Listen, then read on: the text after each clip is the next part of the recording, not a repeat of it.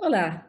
Em 1992, o Brasil implantou sua primeira turbina de geração de energia eólica, um experimento na ilha de Fernando de Noronha. Nos anos 2000, ganhou o país e hoje as turbinas geradoras de energia eólica respondem por cerca de 80% de toda a energia consumida na região Nordeste e 10% no total do Brasil. E essa plataforma de geração de energia tem potencial para aumentar muito, principalmente porque já existe tecnologia para implantação de torres no meio do mar. A geração de energia eólica marítima, ou offshore, como o sistema é conhecido nos meios técnicos, é o tema deste Agenda Econômica. E eu converso com o senador Jean Paul Prats, do PT do Rio Grande do Norte, que apresentou o projeto. Eu chamei a atenção para a questão da energia eólica, mas o projeto não se restringe só à regulamentação da geração de energia eólica no mar, tem outras formas também. Eu queria que o senhor falasse um pouquinho dessas outras formas que existem e se já existe um estudo sobre o potencial de geração desse tipo de energia e qual pode ser o impacto na nossa matriz de produção. Perfeito, Antônia. Nada mais natural do que ir buscar essa nova fronteira, esse novo horizonte que nós temos, que até pouco tempo atrás era considerado ainda uma coisa fora da viabilidade e mais especificamente dedicada a ambientes onde não havia muita opção, né? Por exemplo, isso nasceu, a área econômica, a parte economicamente viável dessa indústria do offshore eólico, por exemplo, veio da Noruega e da Inglaterra, aproveitando instalações de petróleo, né, instalações hubs, né, de instalações de petróleo, que estariam sendo desmobilizados depois do fim daqueles campos lá do Mar do Norte.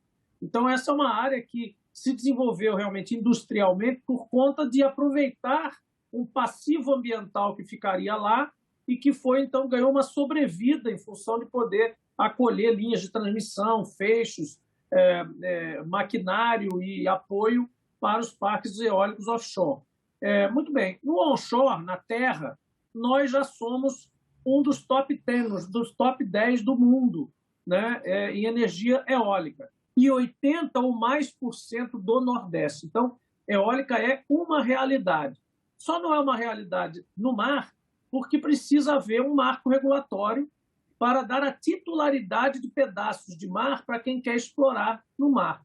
E isso acontece também em outros corpos d'água, que não são necessariamente o alto mar, mas lagos, reservatórios de hidrelétricas, outros corpos d'água cujo domínio é da União. Nesses lugares, você tem que ter um processo público, né, de interesse geral, onde você vai outorgar a pessoas, a empresas e tal, o direito de instalar máquinas para aproveitamento de potencial energético. E nós, é bom que se diga, expandimos o objeto dessa lei para abarcar outras formas de geração de energia. A eólica é a principal, é a que está se viabilizando o mundo afora, depois do que eu contei da Noruega e da Inglaterra. Está indo para todo o resto do mundo. Mas nós temos energia das ondas, estruturas que ficam boiando nas ondas e com o movimento das ondas vão captando energia. Tem a energia das marés, que são boias, como uma boia de caixa d'água, né, que você instala e a maré sobe, ela gera energia nesse movimento de subir e descer, né, energia das marés. Temos energia solar também, parques solares que vão poder ser instalados, não no alto mar com ondas, mas em lagos, em águas mais tranquilas. Então tem coisas que a gente nem inventou ainda, talvez. O fato é que, como a gente está regularizando a titularidade, vai dar certo, porque qualquer coisa que gere energia no mar, o titular do prisma energético que vai ser criado por essa lei vai estar habilitado para fazer. Só para a gente ter uma ideia e talvez deixar mais simples a compreensão para o nosso telespectador, nós montamos um infográficozinho que mostra um pouco esses pontos e eu vou pedir aí a Bruna para apresentar como é que pode se dar, né, esse aproveitamento. O senhor falou aí em prismas de geração. O que é esse prisma de geração? É um espaço no corpo d'água, no mar, que esse espaço é como se fosse um loteamento. Um pedaço para cada empresa geradora, por exemplo, é isso? Exatamente. Por que se chama prisma? Porque o loteamento, como você bem exemplificou, ele é um bloco de terra, uma área de terra bidimensional, é um terreno de X metros quadrados. E no caso do prisma, como você vai ter que construir uma coisa alta e vai gerar em cima de vento, ou eventualmente vai gerar em cima de correntes marinhas, que é outra forma de geração de energia, o prisma ele é tridimensional, né? Ele é um bloco desenhado no mar e depois você tem o direito de usar todo o espaço aéreo daquele prisma, dentro das regulações normais de espaço aéreo também, e toda a profundidade. Então, ele é tridimensional, por isso prisma e não um lote, por exemplo. Certo. Agora, essas estruturas elas já são muito grandes em terra. Só para a gente entender um pouquinho qual é a perspectiva dessas estruturas. São como torres de campos de petróleo, por exemplo, em alto mar? Elas vão estar ancoradas no fundo do mar e elas têm uma altura enorme, uma altitude enorme. Como é que ficam questões aí, como questões ambientais, questões de tráfego marítimo? Depois a gente entra na parte mais técnica e mais financeira, mas pegando um pouquinho essa parte ambiental e como é que fica, inclusive, uma parte, digamos assim, visual, né? Isso vai ser visto quem está na praia vai ver esses campos de geradores. Como é que é isso aí? Antônia, toda essa discussão ambiental e paisagística, ela já é muito comum nesse setor lá fora, onde, como eu disse, já está em curso esse movimento. E a energia eólica e todo o setor de energia renovável, ele é muito ligado na questão ambiental, até porque sempre se vende a ideia de que você está indo em direção a uma matriz mais limpa, né? Então não faz sentido você ir atrás de algo que vai ser degradante para o meio ambiente. Portanto, na própria lei, no projeto de lei que nós estamos apresentando, nós vedamos a instalação de prismas, né? Portanto, a concessão, a outorga de prismas dentro das áreas que têm preservação ambiental já assegurada, ou áreas de rotas marítimas, como você mencionou, blocos de petróleo, áreas de exploração de petróleo também, onde isso poderia atrapalhar o serviço, a não ser que o próprio concessionário desse bloco seja o gerador e se interesse por acoplar um projeto eólico com algum projeto de petróleo, que, aliás, é o que acontece também no Mar do Norte, aproveitando as estruturas.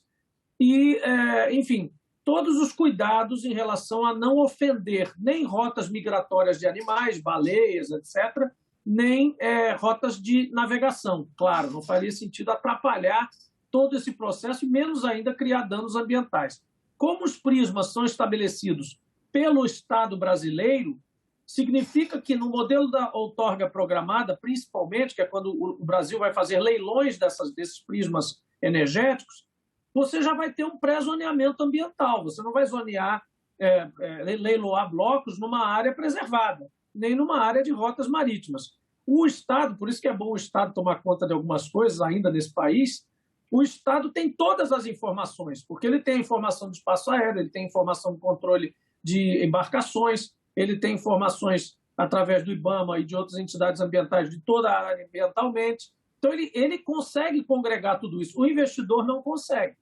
Então, por isso que a gente vai estimulando cada vez mais o processo de leilões de prismas eólicos, onde ele vai analisar o potencial eólico daquela região toda e vai separar uma área para esquadrinhar e leiloar áreas que, claro, possam acolher um parque eólico sem maiores danos. E quanto ao paisagismo, também a mesma coisa. O Estado brasileiro terá que saber, e haverá todo um processo, audiências públicas, licenciamentos, discussões sociais, espera-se, né? A que distância e onde vai ser colocado isso. Hoje, a indústria está totalmente preparada para trabalhar com 12, 18, 20, 30 quilômetros para dentro do mar. Nós temos uma especificação, uma especificidade, melhor dizendo, no Nordeste, na margem equatorial, Rio Grande do Norte e Ceará, que é muito interessante para esse projeto, porque nós temos uma plataforma continental muito extensa mar adentro e muito rasa, 3 metros, 4 metros, 5 metros de calado, permitindo que a gente instale turbinas eólicas fincadas no subsolo marítimo. Em outros casos, no Mar do Norte, por exemplo, todas são flutuantes e ancoradas. Então, há de todos os tipos, há as ancoradas, há as fixas, há as presas no chão através de uma malha, como se fosse uma plataforma de petróleo. Depende da lâmina d'água que você está operando e das condições marítimas também, vento, correntes, toda a intempérie. O Mar do Norte é uma das operações mais caras que tem, porque é um ambiente altamente inóspito, mar frio, batendo, a diferença de marés enormes. O Brasil é muito mais tranquilo e é por isso que eu tenho dito que nós vamos ser, com certeza, nos próximos 10 anos, o ambiente operacional e de investimentos nesta área mais competitivo do mundo, por conta das nossas condições climáticas. O senhor tem alguma estimativa de qual é esse potencial de recursos envolvidos nesse programa, nessa matriz, essa nova matriz energética, digamos assim, e como é que vai ser feita essa outorga? Né? Quem regula? A gente tem hoje a ANEEL, que é a Agência de Energia Elétrica, que teoricamente deveria regular a ação das geradoras e transmissoras de energia elétrica. Tem parcelas de impostos que vão para o governo federal, para o governo estadual e municipal. Como é que vai ser feita essa outorga? O que ela está prevendo? Bom, em primeiro lugar, o potencial que a gente tem nessa questão do offshore, só na margem equatorial, se estenderia aqui de Touros, no Rio Grande do Norte, até o Amapá, né, tudo que está virado para o Equador, no nosso litoral, nós temos aí um potencial de curto, médio prazo de instalação aí de pelo menos 80 gigawatts, que é bem mais do que hoje a gente tem no Brasil instalado de eólica, 18 gigawatts. Nós levamos de 2009 até hoje para chegar nesse nível. Então, a gente teria aí 80 gigawatts, aí, porque as máquinas são muito maiores e a captação é muito maior. Né? Um parque eólico offshore, ele com muito menos máquinas, gera muito mais. Basicamente é isso. Pô, claro, é mais caro. Como é que nós regulamos isso? Como eu disse, o mar territorial e esses outros corpos d'água são da União. Então, em terra, como é que é? O cara vai lá numa fazenda, faz um acordo com o fazendeiro, diz, olha, eu vou botar aqui uns aerogeradores, você vai ter uma participação aqui comigo, ou então eu vou arrendar essa terra de você, e está tudo entendido na seara privada. No caso do offshore, no mar, o Estado tem que aquecer para que você coloque um monte de trapisondas lá no mar para gerar energia. Não é qualquer um que chega a qualquer hora e sai colocando aquilo. Então, nós temos que ter um processo de outorga. E essa outorga será por meio de autorização direta aos concessionários, com o processo público de seleção desses autorizatários. Então, esses autorizatários podem sugerir prismas, eles podem dizer, olha, eu estudei uma região, estou a fim de fazer um parque eólico aqui nessa configuração aqui. Você me dá autorização? O Estado vai fazer alguns estudos internos, ele terá que apresentar, ele sim, aí nesse caso, todos os estudos de zoneamento, de rota de animais, de tudo, e ele pode ser concedido, pode ser outorgado diretamente a ele aquele prisma. O processo ideal, no entanto, isso é porque tem projetos que já estão sendo estudados. O processo ideal, no entanto, é o processo organizado pelo Estado, onde o Estado vai fazer os prismas antes, depois de analisar ambientalmente e operacionalmente a região, e vai leiloar aqueles prismas. Então, nesse outro projeto, é a outorga planejada, os autorizatários vão concorrer por pedaços de mar para, então, colocarem seus projetos. Em todos esses processos, independente de ser outorga independente ou outorga planejada, tem um bônus de assinatura, igualzinho no petróleo. O cara paga um valor para arrematar aquele prisma, para ele fazer o projeto, no ato da assinatura. Tem um pagamento de aluguel da área. Tem um royaltyzinho que a gente criou, que a gente não gosta de chamar de royalty, porque o royalty do petróleo é em cima de recursos não renováveis, e esse aqui é sobre recursos renováveis, é só pela outorga do prisma, mas é um percentual da produção de energia que irá para estados, municípios e para a União. O senhor falou aí nesses três, na outorga planejada e na outorga independente. Então, esses dois processos vão conviver simultaneamente ou vai começar com a independente, porque já existem algumas empresas fazendo estudos nesse sentido, é isso? E depois o Estado brasileiro vai entrar? Na verdade, a ANP, no petróleo, já fez isso. No começo eram só leilões de blocos, né, lá no petróleo. E depois de um certo tempo começou a haver essa oferta de blocos, porque tinha concessionários e operadores de petróleo que estudavam determinadas áreas que não eram colocadas em leilão. Então, houve essa coisa da oferta permanente, que lá se chama oferta permanente. São áreas que são sugeridas por algumas empresas, elas ficam lá em oferta, se alguém chegar e quiser arrematar, leva, e isso premia a iniciativa do empreendedor. Aqui, no caso do offshore eólico, existem aí pelo menos 4 ou 5 projetos que estão batendo as portas dos órgãos ambientais, pedindo licença, e a licença não pode sair, porque eles não têm, como eu disse, a titularidade daquele pedaço de mar. Então, nada impede que isso aconteça no futuro. Portanto, a nossa lei não entra no detalhe de se você vai usar uma primeiro e depois a outra.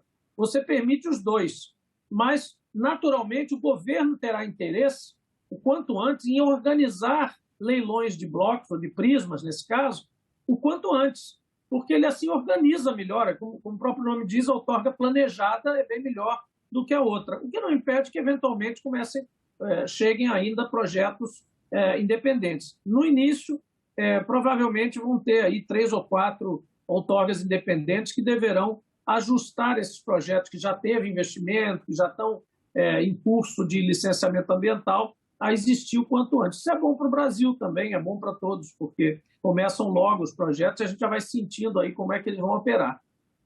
Agora, é bom que se diga uma coisa, em nenhum momento deixa-se de ter consulta pública. Mesmo quando o cara vem e pede, há um momento em que o Estado vira para o grande público e diz: olha, eu tenho aqui uma proposta para esse prisma.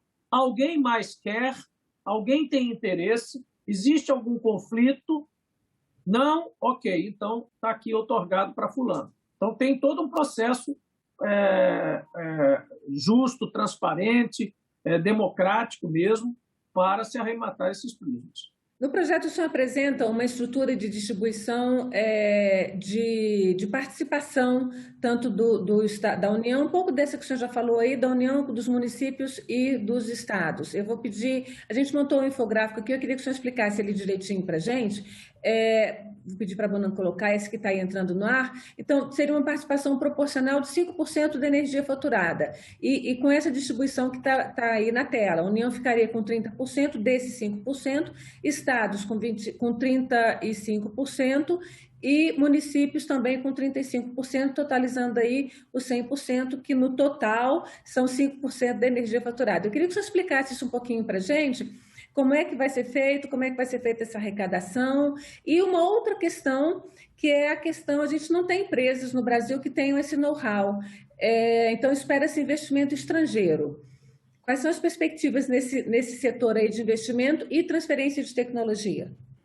Antônia, do final para o começo, já existem sim empresas brasileiras que podem fazer projetos desse nível, com equipamentos brasileiros parcialmente e estrangeiros. Uma das maiores fábricas de pás eólicas hoje é uma fábrica que fica lá no Porto PC, em Ceará, a Eres. Uma fábrica que começou com estudantes e pesquisadores das universidades do Ceará e do Rio Grande do Norte. Hoje eles estão na Bolsa de Valores, são um sucesso e vendem para o mundo inteiro.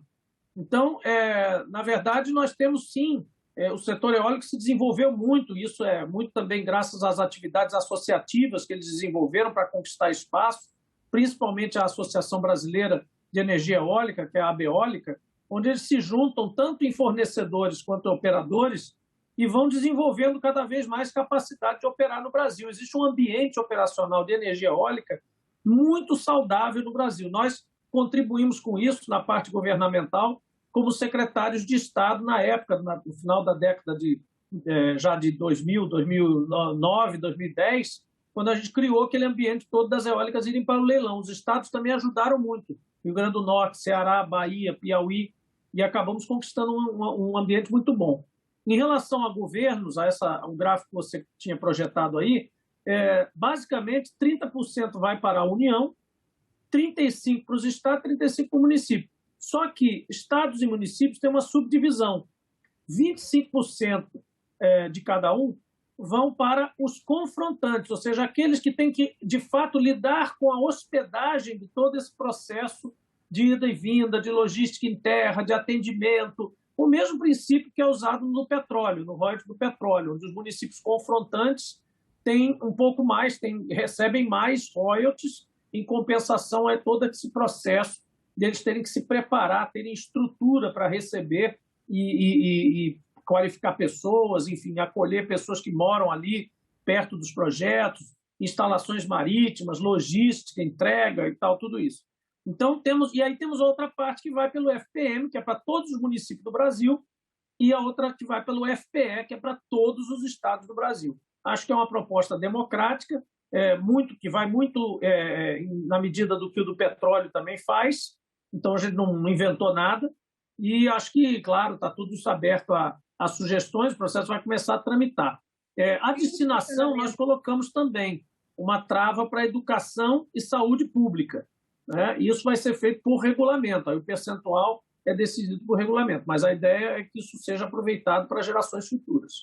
Um percentual desse recurso aqui que está previsto nessa arte? Que vai a destinação para estados e municípios seria exclusivamente usada para educação e saúde.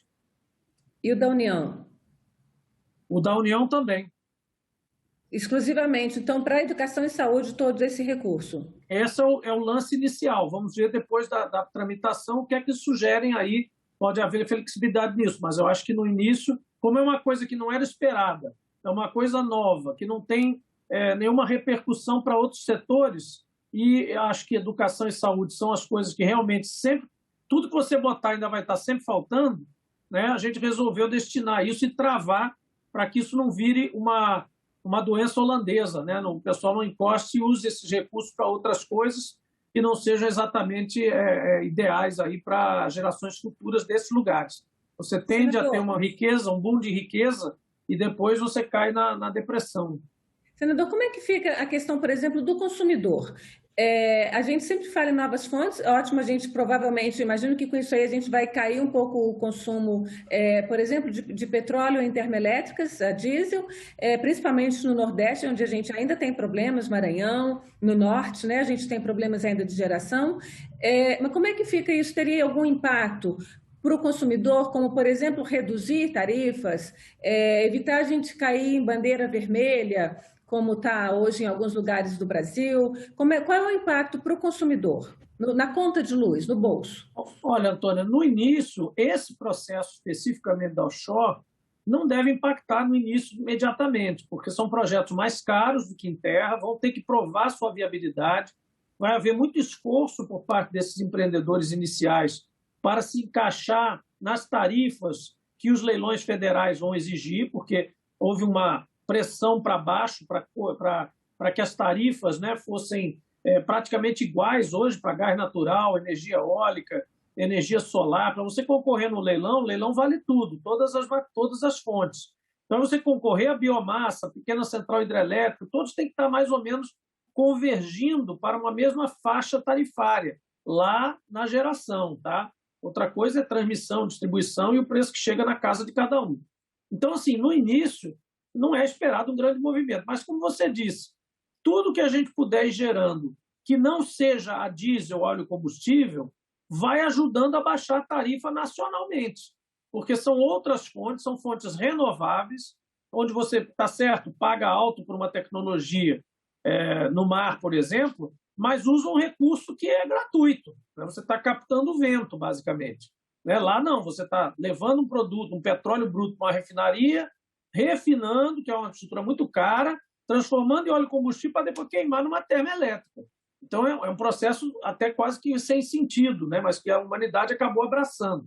Então, é diferente.